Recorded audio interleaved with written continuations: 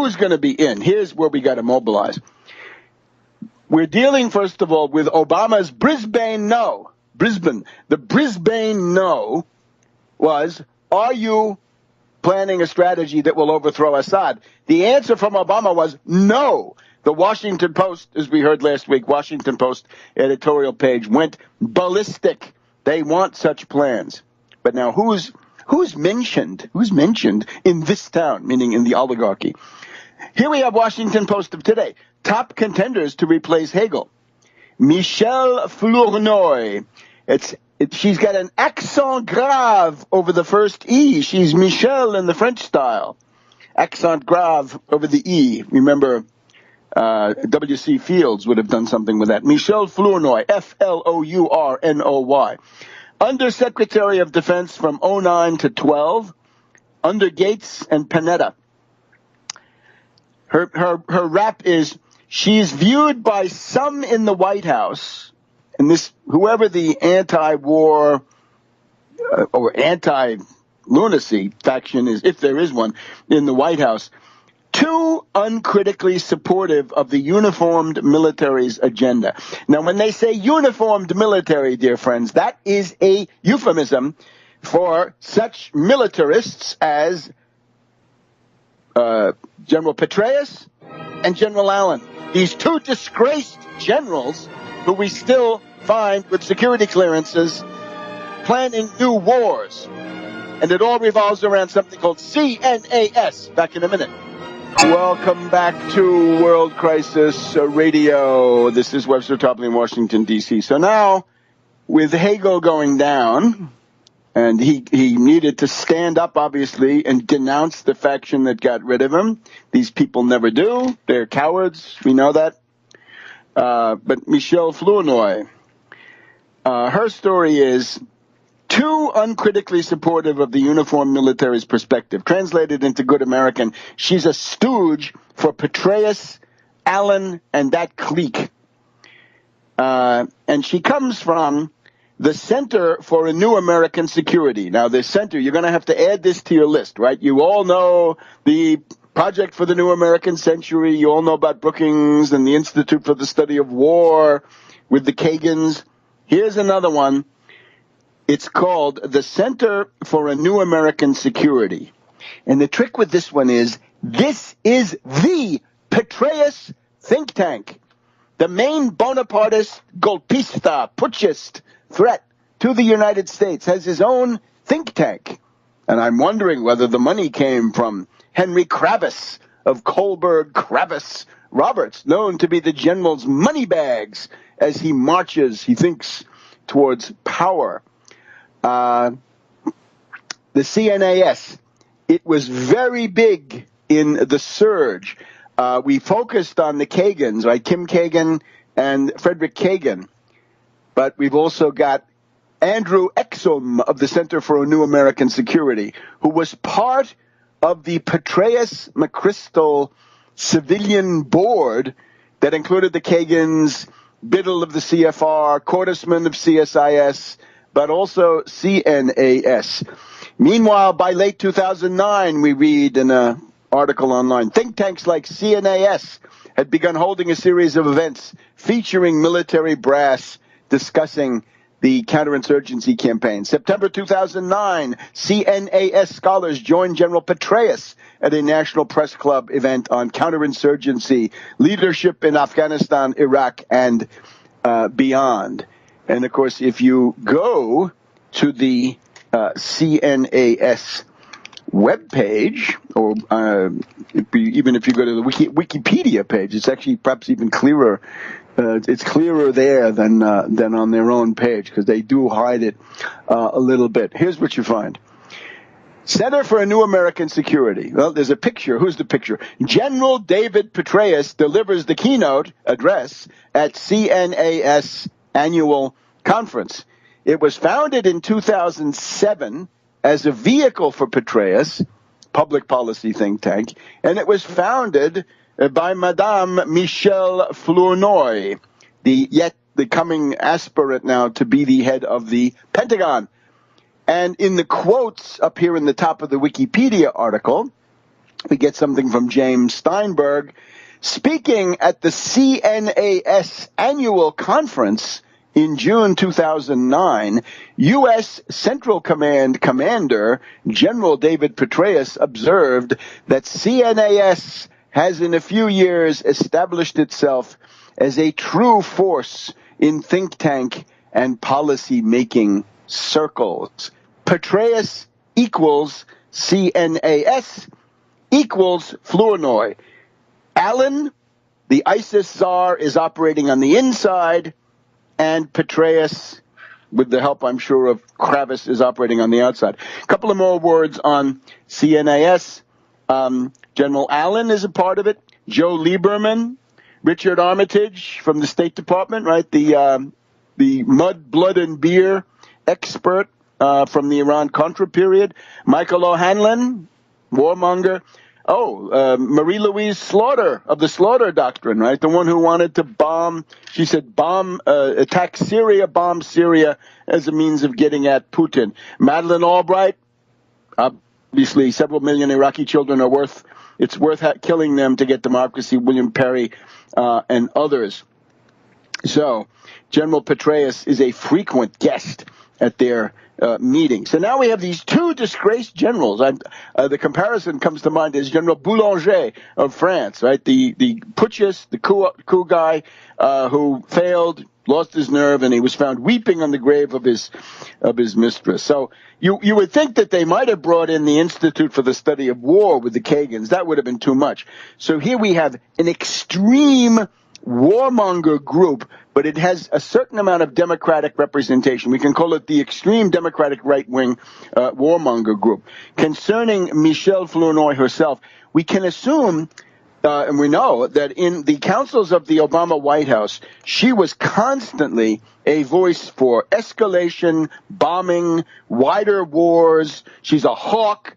Think about Hillary Clinton, right? This seems to be the unfortunate pathology of women who get into these positions. They feel that if they're not the biggest warmonger in the room, they're going to be accused of weakness, feminine problems, whatever you want. Now, this is very bad. Obama should never have accepted. You should have rejected the resignation. And we don't know what happened, right? The stories we are told here in the Washington Post, it's all based on anonymous leakers. For example, I could never tell what Hagel's opinion was on anything, said a senior administration official involved in national security policy. Who's that? Susan Rice?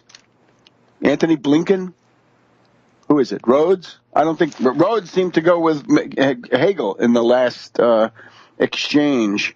So we don't know any of that, but we do know that this charming lady is a warmonger from CNAS.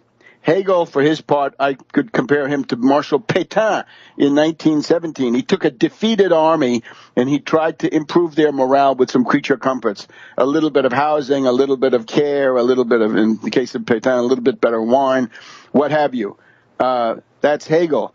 But now the warmongers are counterattacking. So here's what it's going to be. There has to be a confirmation hearing for Flournoy. That means the Senate Armed Services Committee. If they do that in January, which they may, that will then be run by McCain. So that will become a monstrous orgy, festival of warmongers that will be bashing whoever it is. If it's Flournoy, they'll bash her, and they'll say, promise us that you won't be a softy like Hagel, that we want to escalate, attack, and go to the brink, and roll back, and all the rest. This is actually quite tragic. The role of Susan Rice in this, well, we can assume it's bad, but I think, again, the main way to look at it is Allen on the inside, the ISIS Czar, and Petraeus on the outside, with help from these useful idiots from the various Kerrys, Rice, and so forth, right? And remember that Petraeus is a bid for Bonapartist power, for the man on horseback, remember, and we may be headed in this in this direction. And as far as what motivates Obama, well, last week, a couple of days ago, we had the story on November 17th. It was a woman with a 9mm pistol in a holster walking around the White House just as Obama was delivering the immigration speech. That would have been the evening of November 17th. We now have, on the 24th of November, a certain R.J. Kapheim, K-A-P-H-E-I-M, who was found near the White House with a rifle, ammunition, and a big hunting knife in his car. And he's on his way to 2 years in the cooler for bringing those illegal weapons into the District of Columbia. And that, of course, was the same day that Coburn had talked about anarchy and violence in his commentary on the Obama immigration speech. So, doesn't look good. And remember, the 9mm woman, of course, seemed to be from the same neck of the woods as Joni Ernst. And now we got another guy from Iowa. The Iowa school is coming to town to answer the Benjamin Brisbane no. Back in a minute.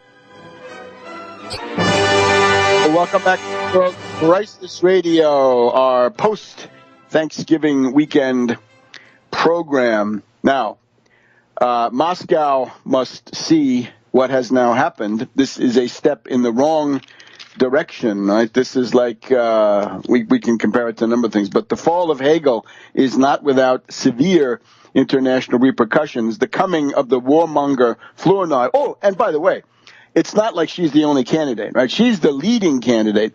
There's also another guy called Robert Work, Deputy Defense Secretary. He's the number 2 to Hagel, retired Marine colonel.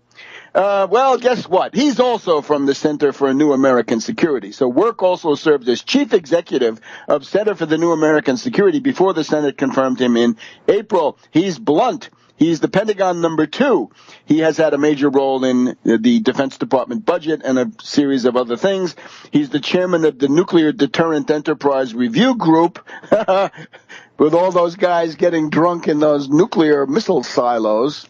I guess that's not so good. We're also told Ashton Carter, but it's clear that Ashton Carter is only in there, as I think Work is too, but Ashton Carter especially, to make it less obvious that this is going to be controlled by the Center for the New American Security, meaning Petraeus, Allen, and their disgraced group of drunks and womanizers, which is also what they are, right? Check out the covers on the various books about these guys, right? With 45 automatic and a glass of scotch. All right, so here we are in late imperialism, that's for sure. Now, what does Moscow see? They're aware. Putin says Russia must prevent a color revolution. This is actually from Thursday of last week in Moscow. Russia has to prevent a color revolution. I welcome this. If you look at my book, Obama, the Postmodern Coup, The Making of a Manchurian Candidate, you will see right there that the whole point is the color revolution, right? That Obama is going to bring color revolutions, and there's extensive documentation in there. If you have friends in Russia, send them a copy of Obama, the Postmodern Coup. Get one for yourself. The Making of a Manchurian Candidate. Here's what Putin says. In the modern world, extremism is being used as a geopolitical instrument and for remaking spheres of influence. We see what tragic consequences the wave of so-called color revolutions led to. For us, this is a lesson and a warning. We should do everything necessary so that nothing similar ever happens in Russia. Yes, bravo. The whole point is color revolutions are designed to destroy the modern state. We here on this program celebrate the achievements and the unrealized potential of the modern state. Founded, or the pilot project whereof was founded when Dante Alighieri got to Milan just about this time of year, December 1310, and with the help of the Emperor Henry of Luxembourg, Holy Roman Emperor, put a Visconti on the ducal throne of Milan. And from that Visconti comes the modern state. John Galeazzo Visconti, late 1300s in particular. So this is a good warning from Putin. Extremist ideology is gaining momentum in the virtual sphere, through which extremist organizations are trying to recruit followers, and it must be prevented and combative action is, if there is one, in the White House, too uncritically supportive of the uniformed military's agenda. Now, when they say uniformed military, dear friends, that is a euphemism for such militarists as Secretary of Defense from 09 to 12, under Gates and Panetta. Her rap is, she's viewed by some in the White House, and this, whoever the anti-war or anti-lunacy Post, as we heard last week, Washington Post editorial page went ballistic. They want such plans. But now who's mentioned in this town, meaning in the oligarchy? Here we have Washington Post of today. Top contenders to replace Hagel. Michele, who's going to be in? Here's where we got to mobilize. We're dealing, first of all, with Obama's Brisbane no. The Brisbane no was, are you planning a strategy that will overthrow Assad? The answer from Obama was no. The Washington Flournoy. She's got an accent grave over the first E. She's Michele in the French style. Accent grave over the E. Remember, W.C. Fields would have done something with that. Michele Flournoy, Flournoy. Under such